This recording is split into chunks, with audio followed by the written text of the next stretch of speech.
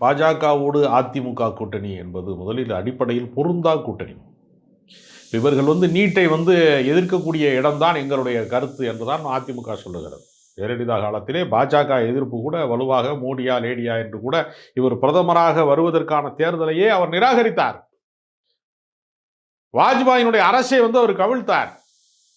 தமிழ்நாடு முஸ்லீம் முன்னேற்ற கழகம் நடத்திய மிகப்பெரிய மாநாட்டை சென்னையிலே நடந்த ஒரு கடற்கரையிலே நடந்த மாநாட்டிலே பாஜகவோடு சேர்ந்ததன் மூலமாக நான் ஒரு வரலாற்று தவறை செய்து விட்டேன் என்று கூட ஜெயலலிதா பேசியிருக்கிறார்.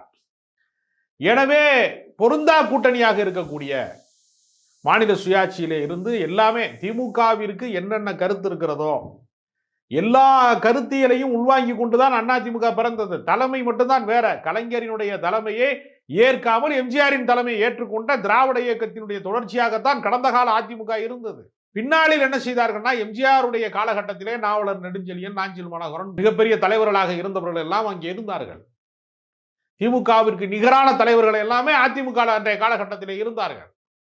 ஜெயலலிதா வந்ததற்கு பின்பு தான் தோற்ற போது, ஜெயலலிதா பருகூரிலே தோற்ற போது சில பேர் ஜெயித்து விட்டார்கள். திருநாவுக்கரசு, தாமரைக்கணி மாதிரி சில பேர் தேர்தலில் வென்று விட்டார்கள்.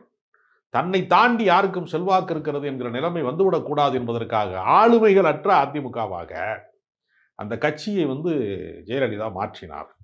அதனுடைய விளைவு கொள்கையற்றவர்கள், கோமாளிகள் எல்லாமே இரண்டாம் கட்ட தலைவர்களாக மாறினார்கள். அவர்கள் யாருக்கும் எந்த கருத்தியலும் இருக்கக்கூடாது.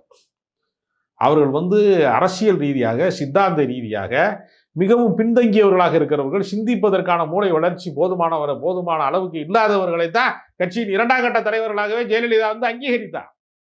அப்படித்தான் 30வது இடத்திலே இருந்த எடப்பாடி பழனிசாமி கூவத்தூரின் வழியாக முதலிடத்துக்கு வந்து விட்டார். சசிகலாவுக்கும் பெரிய சித்தாந்தம் கிடையாது.